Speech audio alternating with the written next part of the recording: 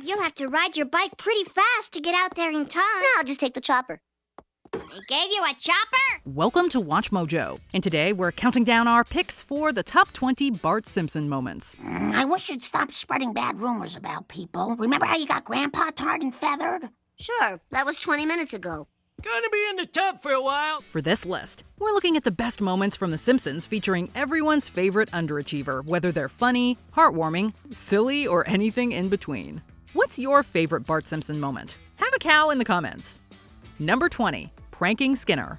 To cap off Science Week at Springfield Elementary School, Principal Skinner plans to launch a weather balloon. Just before he does, he notices Bart is maybe too enthusiastic about the event, but ultimately thinks nothing of it. Hurrah for science, woo. Now, I can't say I approve of the woo, but the hurrah was quite heartening. Release the balloon! Shortly after the balloon goes up in the air, we see that Bart has tampered with it by making it resemble Skinner with a big butt.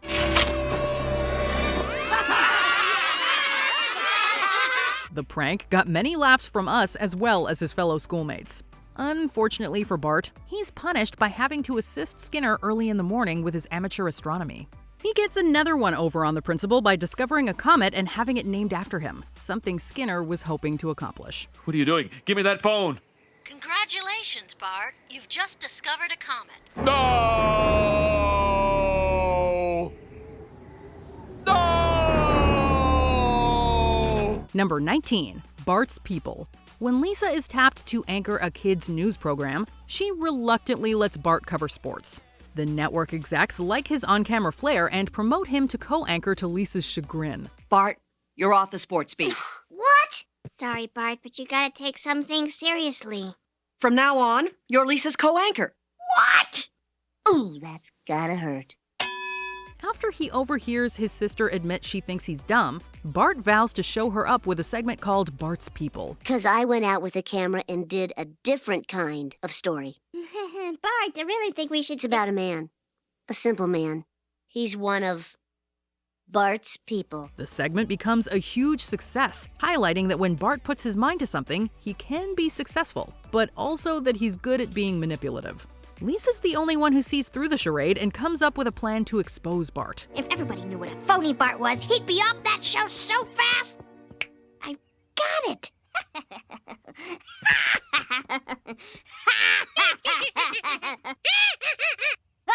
Having learned his lesson, the two decide to team up, only to have the show canceled. The new improved Kids News has been canceled. Stay tuned for the Mattel and Mars Bar Quick Energy Chocobot Hour. Number 18, getting a fake ID. Bart's plan to stay home all day with Marge for Go to Work with Your Parents Day backfires when he's made to spend the day with Patty and Selma at the DMV. Some days, we don't let the line move at all. We call those weekdays. He uses the opportunity to make himself a fake ID after Selma leaves him alone with the license-making machine. Along with Milhouse and Nelson, they go see Naked Lunch and wisely decide to not drink beer. 3 beers, please. Hey, join the party!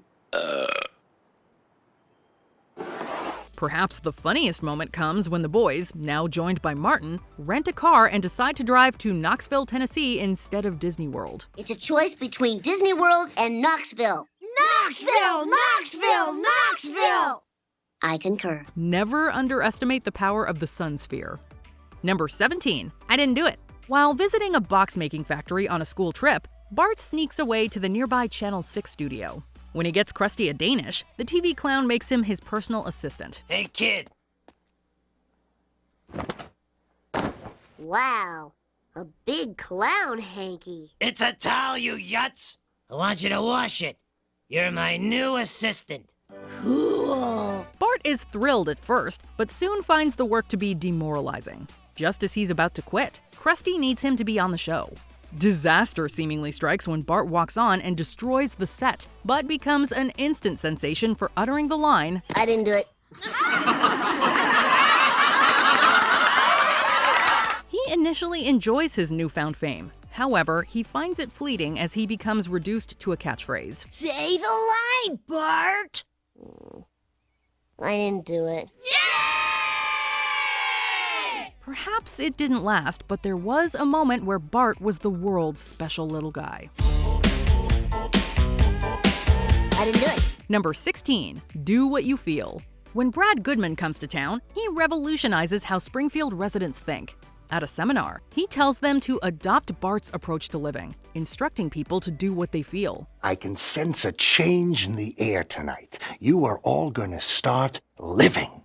Really living. Yay! Living! Living! Be like the boy. Be like boy! Be like boy! At first, Bart is thrilled by this fact, as his behavior has been validated. However, as Lisa explains, because his rebellious nature has been co-opted by everyone else, he has lost his sense of identity. You've defined yourself as a rebel, and in the absence of a repressive milieu, your societal niche has been co-opted. I see. We get some good gags of people letting loose by doing what they feel. When things go sideways at the Do What You Feel festival, the town lays blame on Bart. We've made a false idol of this Brad Goodman. No, you must not blame yourself, Reverend. You must blame that little boy. He started it all. Get him! Eep. Of course, it's not Bart's fault, but it does show the consequences of following his attitude with no reservation. Number 15. Trying to impress Jessica Lovejoy. Bart likes to be a troublemaker, but when he develops a crush on Reverend Lovejoy's daughter Jessica, he tries to win her over by being on his best behavior. The great thing about Sunday school is we're finally learning something we can use. Yeah, so true. I have to turn my chair this way now. It's a little odd seeing Bart fight his more destructive impulses. It doesn't work, as Jessica remains unimpressed until we find out that she is even more wild than him. If you stay here a while, I'll let you hold my hand.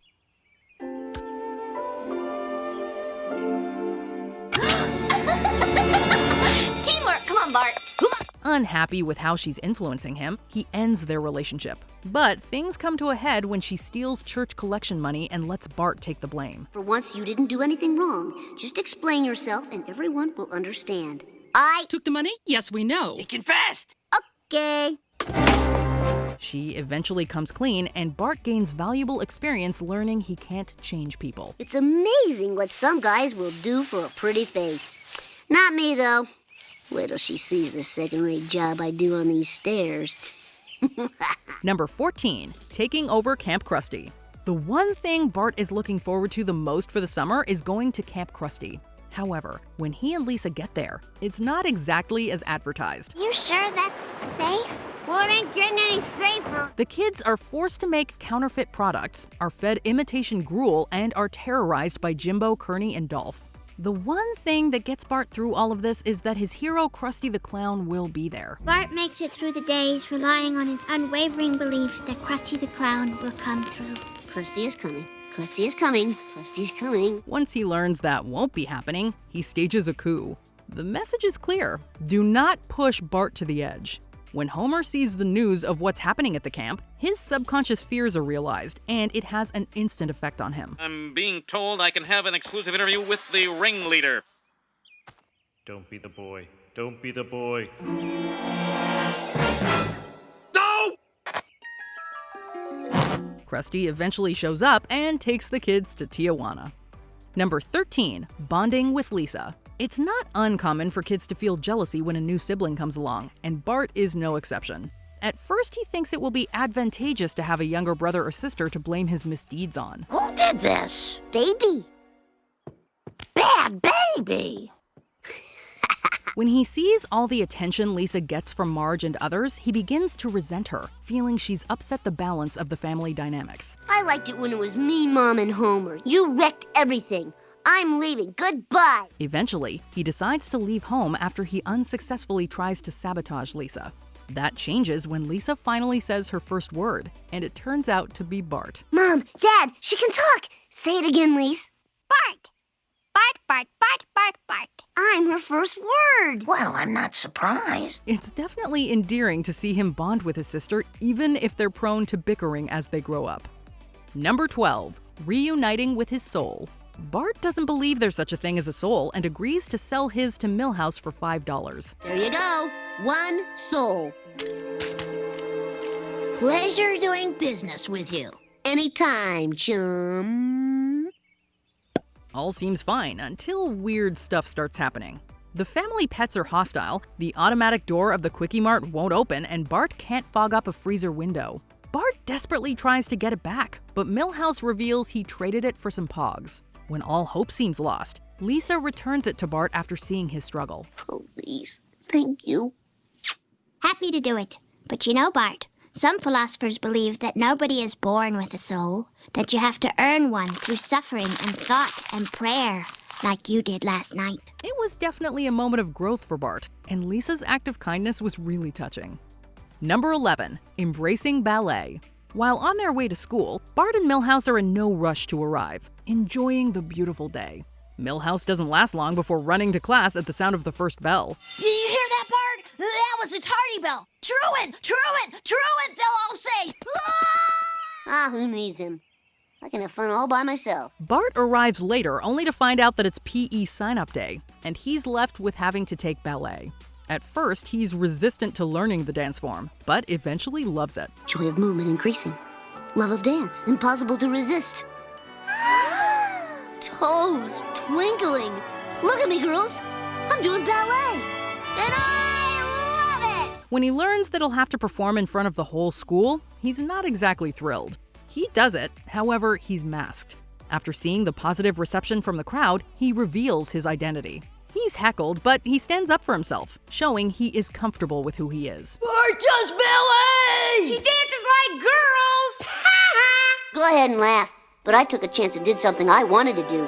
And if that makes me a sissy, well then, I guess I'm a sissy. Number 10, Springfield, Springfield. Give us a super squishy. One that's made entirely out of syrup. Throughout its run, The Simpsons has populated a handful of albums with its musical sequences. One of the greatest musical moments comes when Bart and Milhouse take on their hometown in a sugar-fueled bender. That's good squishy. What's it like, Bart? Both parodying and paying homage to New York, New York from On the Town. The best friends see what Springfield has to offer. From a fancy skateboard shop to a VIP arcade to a performance of Cats. Springfield, Springfield. Springfield, Springfield. New York is that way, man. This moment makes us wonder what it would be like to drink a Super Squishy. But based on how Bart feels the next day, maybe it's for the best that we can't. Oh, my head. Number 9, the tomato. Oh, Bart, I forgot my math book. Would you hold this for me, please? Bart's rivalry with Principal Seymour Skinner is always a reliable source of hilarity. As Lisa asks Bart to hold her science project, a giant tomato, he can't resist throwing the enormous fruit directly at Skinner's derriere. He betrays his sister for his own nefarious reasons, and they feud for the remainder of the episode, with Bart coming out on top. It's a moment that highlights the kid's sociopathic tendencies, and a dark moment where Bart plays the villain and ultimately wins. I don't think I need to see the other exhibits. First prize! Lisa may be the smartest one in the family, but here, Bart proves that he can be stupider like a fox. Number 8, Bart Exposed. When The Simpsons jumped to the big screen, it presented a myriad of hilarious moments, but one moment was unforgettable. Being in theaters allowed the writers to get a bit edgier, most notably with a highly publicized nude skateboarding scene from our little antihero. I like men now! After conveniently hiding his privates, the gag comes full circle by shockingly revealing down there for a brief moment, before hilariously traumatizing the Flanders clan. The moment was a return to the unapologetic irreverence that made the series such a hit in its early years, and we couldn't have been happier about it. Number 7, Bart flushes a cherry bomb. A cherry bomb? I thought I blew all you guys up. Forget gut busting, this prank was bowel busting. In one of Bart's most destructive moments, he flushes a cherry bomb down a toilet at Springfield Elementary, causing all of the toilets to emit a disgusting and powerful blast of water, injuring Skinner's mother, Agnes. So long, sucker. It was such a calamitous prank that Bart was deported to France, much to the glee of both Homer and Skinner. Bart having a bomb is never a good thing for the residents of Springfield, but for us viewers, it is a ball. Make sure it's squished flat and crunchy on the outside. Number 6, Bart channels Indy. The Simpsons have featured innumerable on-point cinematic parodies, but this one utilizes the characters of Bart and Homer wonderfully. Here, the father and son duo recreate the iconic opening from Raiders of the Lost Ark, with Bart donning a baseball cap reminiscent of Indy's fedora, and Homer taking on the role of the boulder, naturally. All of the key moments are here, from the shooting arrows to the narrow escape, featuring a score that flawlessly blends Indiana Jones with a Simpsons flair. It's a loving tribute, as well as a pitch-perfect spoof, something that defines this iconic TV family. Number 5. Bart Moons Australia. Hey, I think I hear a dingo eating your baby. When Bart and Lisa have an argument about the direction of toilet flushing, Bart inadvertently causes an international incident. The Australian government is intent on punishing Bart by kicking him in the butt with a huge boot, apparently their proudest form of discipline. Uh-oh. None of the family's too pleased with this, but it seems Bart will accept his punishment. However, instead, he fools them and delivers a patriotic message with his most valuable asset. And this is for the United States of America. It's entirely on brand for Bart to be unrepentant, but it's even more on brand for him to be unrepentant in a way that utilizes his butt. Seeing as how he also essentially destroys Australia's ecosystem, you really shouldn't mess with the Simpsons' son. Number 4. Timmy. We have captured your president. After a disappointing birthday party, Bart manages to get some use out of a microphone that can tap into radios. This is Bartron, commander of the Martian Invasion Force. The ultimate prank comes when Bart pretends to be a boy named Timmy trapped in a well. I fell down the well! I'll get help, laddie! The story garners national attention, and even Sting gets involved. When Bart tries to prevent people from finding out he lied, he gets trapped himself, and the community's adoration turns to sadism. As great a character as Bart is, it's somewhat satisfying to see the punk get a little comeuppance. Great joke, guys! But of course, Homer's love for his family trumps all, as he leads a rescue mission, and the town decides to prevent a similar incident from happening again. That should do it. Number 3. Bart fools Homer. My one weakness. My Achilles heel, if you will. Beer! April Fool's is a prankster's Christmas. But at first, it seems Homer has the upper hand on Bart. Once again, his obsession with vengeance takes over, as Bart shakes up a can of Duff for an explosive prank. April! Homer is seriously injured. But come on, we know he can take it. For a 10-year-old, Bart has quite the affinity for explosions. Come to think of it, he has more of an affinity for explosions than any sane human. Why'd you bring that up? It was an amusing episode. In the end, though, it's Bart's sentimental apology that brings Homer back. With the power of parental rage, of course. You little... Homie, you're all right! We're a family again! Number 2. Testing. Testing. Bart finds himself in a room full of megaphones. You probably know where this is headed. He puts together a line of megaphones and licks his lips to show his appetite for chaos before causing mass destruction and annoyance throughout the town with a single word. The moment was so popular it garnered attention among fans and YouTubers, resulting in a handful of remixes. A fan even tested the scientific accuracy, which, as it turns out, was rather shaky. It's not abnormal for moments from The Simpsons to go viral, but it's pretty impressive that a brief gag was able to make the internet rounds. When do you expect the ringing will stop?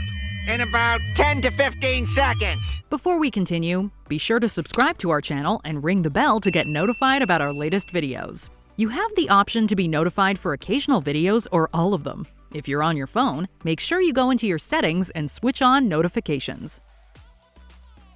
Number 1.